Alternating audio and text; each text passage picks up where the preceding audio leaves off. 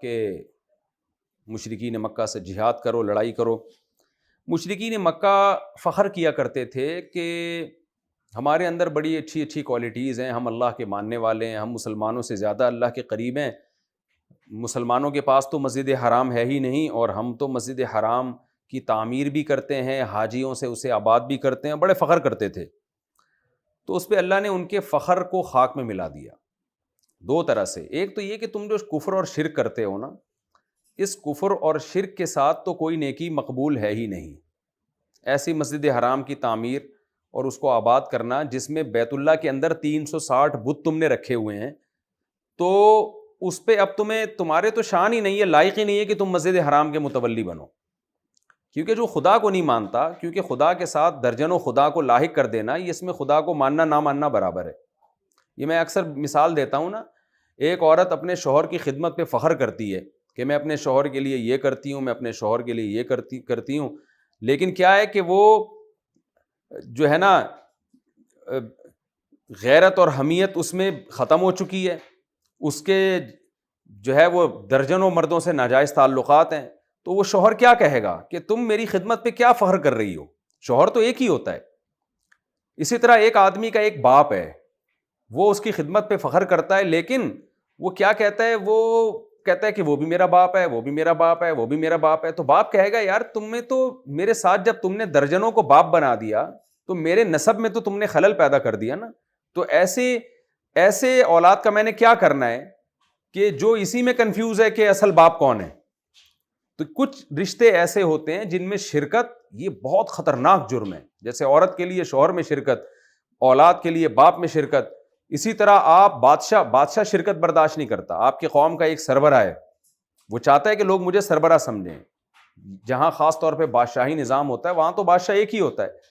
آپ کیا کر رہے ہو؟ آپ کہہ رہے ہو وہ بھی بادشاہ ہے، وہ بھی بادشاہ ہے، وہ بھی بادشاہ ہے۔ تو جو اوریجنل بادشاہ ہوگا وہ کہے گا بھائی تو جو میری خدمت کر رہا ہے اس کی کوئی میری نظر میں ویلیو نہیں۔ تو یہاں بھی اللہ ایسے ہی بات کر رہے ہیں کہ مشرکین مکہ جو بار بار مسجد حرام کے حوالے دیتے ہیں نا، تو ان کو فخر کرنے کا بالکل بھی کوئی حق نہیں بنتا، دو وجہ سے۔ ایک تو یہ کہ تم جو حاجیوں کو پانی پلاتے ہو اور جو مسجد حرام کی تعمیر کرتے ہو تم اس کے اہل ہو ہی نہیں۔ اس نیکی کا اہل وہ لوگ ہیں جو توحید پرست ہیں، اور صرف زبان سے نہیں بلکہ ایک خدا کو مان کے انہوں نے خدا کے مشکل سے مشکل حکام کو بھی فالو کیا ہے، عمل سے ثابت کر دیا کہ ہم خدا کو ماننے والے ہیں۔ مشکل حکم کیا ہے؟ جہاد، ہجرت، یہ تو بہت مشکل ہیں، نماز، زکوٰۃ، تمام احکام کو فالو کر کے ایک خدا کو مان کے انہوں نے بتا دیا کہ اصل میں ہم ماننے والے ہیں خدا کو کے وجود کو اور اس کی توحید کو۔ وہ اس بات کے اہل ہیں کہ اللہ کا گھر ان کے حوالے کیا جائے، اور جیسے باپ ہے نا وہ وراثت میں اس کو حصہ دینا چاہے گا، اپنا گھر اس کے حوالے کرے گا جو اس کو باپ تو مانتا ہو۔ جو مانتا ہی نہیں باپ کب چاہے گا کہ میرا گھر اس کے حوالے کیا جائے، اس کی چابیاں اس کے حوالے کی جائیں؟ یہاں بھی اللہ کہتے ہیں تم تو اس کے متولی نہیں ہو حقیقی معنوں میں مسجد حرام کے، اس کے لائق ہی نہیں ہو کہ تمہیں مسجد حرام کا متولی بنایا جائے۔ ایک وجہ تو یہ ہے کہ لہذا تمہیں اس پہ فخر کرنے کا بالکل بھی کوئی حق نہیں۔ دوسری بات یہ جو تم کہتے ہو ہم حاجیوں کو پانی پلاتے ہیں، مسجد حرام کی تعمیر کرتے ہیں، یہ کیا قربانی ہے؟ ٹھیک ہے مسجد کی تعمیر کرنا بہت فضیلت کی بات ہے، لیکن جنہوں نے اللہ کو مان کے ہجرت کی، جہاد کیا، آخرت پر ایمان لے کر آئے، اس آخرت پر ایمان کا نتیجہ یہ ہے کہ ان کے ہر عمل میں سدھار پیدا ہو رہا ہے۔ تو کیا تمہارا یہ عمل ان لوگوں کے برابر ہو سکتا ہے؟ یعنی اگر اس عمل کو اچھا مان بھی لیا جائے تو اس اچھے کو ایک دوسرے اچھے کے ساتھ کمپیئر کرو نا۔ یعنی ہم تمہارے شرک کا پہلو تھوڑی دیر کے لیے ختم کر دیں، شرک کی وجہ سے تو تمہارا کوئی عمل اچھا رہا نہیں ہے، اچھا عمل کبھی آخرت میں کوئی حصہ نہیں ملے گا۔ فرض کر لو یہ اچھا عمل ہے حاجیوں کو پانی پلانا، شرک کے باوجود اس کی گویا تمہیں ثواب مل جائے گا، تو اس عمل کو کمپیئر کرو صحابہ کے عمل سے۔ تو جو اللہ کے گھر میں حاجیوں کو پانی پلا رہا ہے ایک وہ ہے، اور ایک وہ ہے جو اللہ کی خاطر ہجرت کر رہا ہے، جو اللہ کی خاطر اپنی جانیں دے رہا ہے اور اللہ کی خاطر زکوٰۃ دے رہا ہے، نماز کی پابندی کر رہا ہے۔ دونوں میں کون بہتر ہے؟ تو یہ دو طرح سے اللہ نے مشرکین کے اس عمل کی نفی کی کہ تمہیں بیت اللہ کی خدمت پہ فخر کرنے کا کوئی حق نہیں ہے۔ تو آگے اللہ فرماتے ہیں ما کان للمشرکین ان یعمروا مساجد اللہ شاہدین علی انفسہم بالکفر، مومنین کی یہ لائق ہی نہیں ہے کہ وہ مسجد حرام کو آباد کریں، یا اللہ کی مسجد حرام کیا مساجد اللہ، کوئی بھی اللہ کی مسجد ہو وہ اس کو آباد کریں، یہ ان کے لائق ہی نہیں ہے شاہدین علی انفسہم بالکفر، جبکہ وہ اپنے نفس کے خلاف یعنی اپنے آپ پر گواہ بن رہے ہوتے ہیں کفر پر بھی، یعنی اپنے نفس کے خلاف خود کفر کی گواہی دے رہے ہوتے ہیں، اپنی باتوں سے بتا رہے ہوتے ہیں ہم کافر ہیں، یعنی ان کا کفر ایسا مخفی نہیں ہے کہ پتہ ہی نہ ہو لوگوں کو، یہ تو اتنا واضح ہے کہ خود بھی وہ اقرار کر رہے ہوتے ہیں اپنے عمل سے، اپنی زبان سے کہ ہم کافر ہیں، یعنی وہ خود بیت اللہ میں 360 بت رکھے ہوئے ہیں، خود لات منات عزا اور پتہ نہیں کیا کیا نام رکھے ہوئے ہیں اور ان کا صبح شام تذکرہ کرتے ہیں، تو یہ تو اپنی زبان سے اپنے کفر کے خلاف خود اپنے کفر پر اپنے آپ کے خلاف خود اقرار کر رہے ہوتے ہیں، گواہ بن رہے ہوتے ہیں، اتنے پکے کافر ہو کر، اتنے پکے مشرک ہو کر یہ کیسے اللہ کے گھروں کے متولی بن سکتے ہیں؟ آگے اللہ فرماتے ہیں اولئک حبطت اعمالهم، یہ وہ لوگ ہیں جن کے اعمال ویسے ہی برباد ہو چکے ہیں، کیونکہ شرک کے ساتھ کوئی نیکی مقبول نہیں ہے، وفی النار هم خالدون، اور آگ میں ہمیشہ رہیں گے، انما یعمر مساجد اللہ، اللہ کی مسجدوں کو آباد وہ لوگ کرتے ہیں، یعنی آباد سے یہاں مراد ہے اللہ تعالیٰ کی حقیقی معنوں میں آباد، حقیقی معنی میں اللہ کے گھروں کو آباد وہ لوگ کرتے ہیں، من آمن باللہ والیوم الاخر، جو اللہ پر اور آخرت کے دن پر ایمان رکھتے ہیں، وہ جس جذبے سے مسجدوں کو آباد کریں گے وہ آباد کرنا کہلائے گا، وَأَقَامَ الصَّلَاةَ، اور پھر نماز قائم کرتے ہیں، وَآتَى الزَّكَاةَ، اور زکوٰۃ دیتے ہیں، وَلَمْ يَخْشَ إِلَّا اللَّهَ، اور اللہ کے سوا کسی سے ڈرتے نہیں ہیں، فَعَسَىٰ أُولَٰئِكَ أَن يَكُونُوا مِنَ الْمُهْتَدِينَ، تو امید ہے کہ ایسے لوگ ہدایت یافتہ ہوں۔ یہاں یہ جو لفظ آتا ہے نا عسا، امید ہے، یا لعلہم، شاید، تو یہ میں نے کئی بار بتا چکا ہوں کہ یہ بلاغت کا ایک نقطہ ہے، بڑا آدمی جب وعدہ کرتا ہے نا تو وہ شاید کے لفظ سے بھی کرتا ہے، یہ بتانے کے لیے کہ ہمارا شاید بھی یقینی ہے۔ اس کی مثال ایسے ہے جیسے کوئی بہت بڑا سیٹ کسی سے کہے کہ تم میرے پاس آ جانا، امید ہے میں تمہارے ساتھ کچھ تھوڑا بہت تعاون کر دوں، تو یہاں امید کا مطلب یقین ہوتا ہے، اور تھوڑا بہت کا مطلب بہت زیادہ ہوتا ہے۔ یہ بتانے کے لیے گویا سیٹھ بتا رہا ہوتا ہے کہ ہم جب کسی سے وعدہ کرتے ہیں تو ہمیں وعدے کا لفظ استعمال کرنے کی ضرورت نہیں ہوتی، ہم امید جب کسی کو دلا دیں تو وہ بھی یقینی وعدہ ہی ہے، یعنی ہم جب کسی کو تھوڑی سی لالچ دلا دیں کہ شاید، تو ہمارا شاید بھی یقینی ہوتا ہے، تو ہمارا یقینی پھر کیسا ہوگا؟ تو یہ قرآن بھی چونکہ عرب کے محاوروں میں نازل ہوا ہے، جو کلام استعمال ہو رہا تھا اسی میں نازل ہوا ہے، تو اللہ تعالیٰ بھی جب اس طرح کی بات کہتے ہیں نا، امید ہے کہ یہ لوگ ہدایت یافتہ ہوں، تو مطلب یہ کہ یقینی بات ہے کہ یہ ہدایت یافتہ ہی ہیں ایسے لوگ۔ فَعَسَىٰ أُولَٰئِكَ أَن يَكُونُوا مِنَ الْمُهْتَدِينَ، تو امید ہے کہ یہ لوگوں صحیح سیدھے راستے والے، مشرکین سیدھے راستے پہ نہیں ہیں، تو یہاں امید کا مطلب یقین ہے۔ أَجَعَلْتُمْ سِقَايَةَ الْحَاجِّ وَعِمَارَةَ الْمَسْجِدِ الْحَرَامِ، اور اے مشرکو، تم جو حاجیوں کو پانی پلاتے ہو اور مسجد حرام کی تعمیر کرتے ہو، کیا تم نے اس عمل کو کمن آمن باللہ، اس شخص کے عمل کی طرح سمجھ لیا ہے جو اللہ پر ایمان لائے، آخرت پر ایمان لائے، اور پھر اللہ کے راستے میں جہاد بھی کرے، سب کچھ قربان کر دے،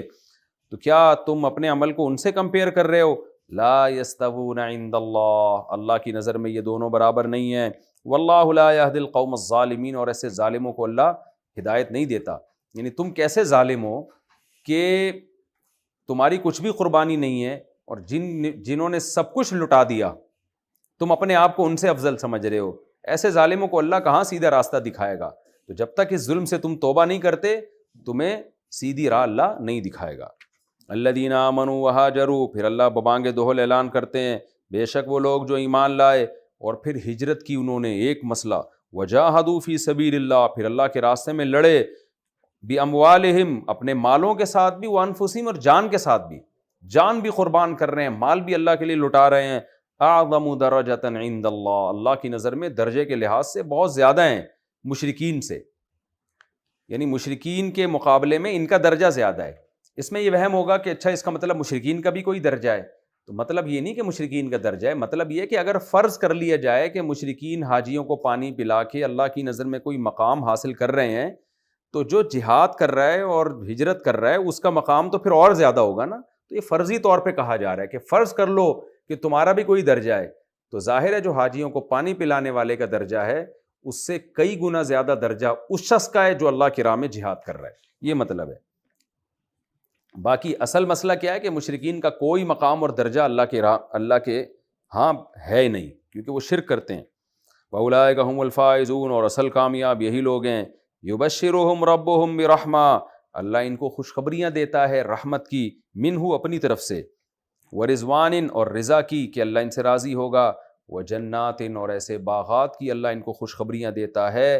لہم فیہا نعیم مقیم جس میں عیش ہوگی ہمیشہ ہمیشہ کے لیے، خالدین فیہا جس میں یہ ہمیشہ رہیں گے، ان اللہ عندہ اجر عظیم بے شک اللہ کے پاس بہت بڑا اجر ہے۔ آگے اللہ تعالیٰ اہل ایمان کو حکم دے رہے ہیں، کیونکہ مکہ پہ چڑھائی میں بہت رکاوٹ بن رہی تھی، بن سکتی تھی یہ چیز کہ آپ کے ریلیٹیو ہیں، پھر بہت سے لوگوں نے مکہ سے اب تک ہجرت نہیں کی تھی، ان کو ہجرت روکتی تھی تعلق داری کی بیس پہ، یار ہم ہجرت کر کے جائیں گے، ہمارے پرانے صدیوں سے باپ دادا سے جو دوستیاں چلی آ رہی ہیں وہ ختم ہو جائیں گی، ہمارے ریلیٹیو یہیں رہ جائیں گے۔ تو ان دونوں طبقوں کو خطاب ہے ان آیات میں کہ ہجرت اور جہاد کے معاملے میں کہ اے ایمان والو تم نے اپنے باپ دادوں کو اور رشتہ داروں کو اللہ اس کے رسول کے مقابلے میں ترجیح نہیں دینی ہے، اللہ رسول کے مقابلے میں ترجیح نہیں دینی ہے۔ اور یہ ہجرت اور جہاد کا تو تذکرہ کیا جا رہا ہے، مراد شریعت کا ہر حکم ہے، اس لیے قرآن آگے کہتا ہے یا ایھا الذین آمنوا، اے لوگو جو ایمان لائے ہو، لا تتخذوا آباءکم اپنے باپ دادوں کو، اس میں ماں بھی داخل ہے، اس کو کہتے ہیں صنعت تغلیب۔ جب قرآن میں آباءکم کا تذکرہ آتا ہے تو باپ دادے سے میں نانا بھی داخل ہی ہوتے ہیں، یعنی ایک لفظ استعمال کیا جاتا ہے غالب کر کے اور دوسرے لفظ کو حذف کیا جاتا ہے، جیسے والدین میں نے بتایا تھا نا، والد باپ کو کہتے ہیں، والدین دو باپ، حالانکہ ماں تو باپ نہیں ہوتی لیکن اسی میں ماں بھی آ جاتی ہے، تو آباءکم کو صنعت تغلیب تو نہیں کہیں گے، لیکن آباءکم میں نانا اور ماں اور یہ دادیاں سب اس میں داخل ہیں، یعنی تمہارے جتنے بھی اصول ہیں، اے ایمان والو اپنے باپ دادوں کو، وَإِخْوَانَكُمْ اپنے بھائیوں کو، یعنی جو تمہارے پیرالل لوگ ہیں، اولیاء ان سے محبت، ان کو اپنا دوست نہ بناؤ۔ یہاں دوستی سے کوئی ایگریمنٹ تجارتی یا صلہ رحمی والا جو حساب و کتاب ہے، رشتہ داری جوڑنے والا، وہ مراد نہیں ہے، یہاں وہ دوستی مراد ہے کہ جس میں پڑھ کر آپ شریعت کے حکم کو توڑ دیں، اس نوعیت کی دوستی، یعنی اللہ اس کے رسول کے مقابلے والی دوستی، خوب سمجھ لیں، کیونکہ اگر کوئی شخص غیر مسلم ہے، آپ کا ریلیٹیو ہے، تو اس سے بھی رشتہ داری اور تعلق رکھنے کی شریعت نے آپ کو اجازت دی ہے، لیکن ایسی دوستی، ایسی محبت کہ اللہ اس کے رسول کے حکم پہ غالب آ جائے، وہ حرام ہے، اس سے یہاں روکا جا رہا ہے کہ ان کو دوست نہ بناؤ، یعنی مخصوص قسم کی دوستی جس کی میں نے ڈیٹیل آپ کو بتائی، ان استحب الکفر علی الایمان، اگر وہ کفر کو ایمان پہ ترجیح دیں، ان کے پاس آپشن تھا، اسلام بھی لا سکتے تھے، کافر بھی، لیکن انہوں نے کفر والی راستہ اختیار کیا، اور تو اب تمہیں ان سے دلی دوستی کی اجازت نہیں ہے۔ وَمَن يَتَوَلَّهُم مِّنكُمْ اور تم میں سے جو ان کو دوست بنائے گا، فَأُولَٰئِكَ هُمُ الظَّالِمُونَ تو یہ لوگ ظالم ہیں۔ قُلْ إِن كَانَ آبَاؤُكُمْ اب اللہ نے کہ اعلان کر دیا، اے نبی ان سے کہہ دیجئے اگر تمہارے باپ دادے، وَأَبْنَاؤُكُمْ تمہاری اولادیں، وَإِخْوَانُكُمْ تمہارے بھائی، وَأَزْوَاجُكُمْ اور تمہاری بیویاں، وَعَشِيرَتُكُمْ تمہارے خاندان، اور تمہارے وہ مال جو تم نے جمع کر کے رکھے ہیں، وَتِجَارَةٌ تمہارا بزنس جس کے کھوٹ کا تمہیں اندیشہ رہتا ہے، کیونکہ اس بزنس میں لگاؤ زیادہ ہوتا ہے، آپ ذرا سا غافل ہوئے لاس نہ ہو جائے، اس میں دل بہت اٹکا ہوتا ہے۔ وَمَسَاكِنُ تَرْضَوْنَهَا تمہارے وہ مکان جن سے تمہیں محبت ہے، کیونکہ مکان دو طرح کے ہوتے ہیں، ایک وہ مکان جھونپڑے اور آدمی کہتا ہے یار یہ ٹوٹ بھی جائے تو کوئی غرض نہیں ہے، لیکن ایک بنگلے ہوتے ہیں، خوبصورت کوٹھیاں بنی ہوئی ہوتی ہیں جس سے انسان کا دل نہیں چاہتا کہ میں یہاں سے نکلوں۔ تو اللہ کہتے ہیں ایسے مکان جو تمہیں محبوب ہیں، یہ تمام کی تمام چیزیں اگر تمہیں احب الیکم من اللہ ورسولہ، اللہ اور اس کے رسول سے زیادہ محبوب ہیں، وجہاد فی سبیلہ اور اللہ کے راستے میں جہاد سے زیادہ محبوب ہیں،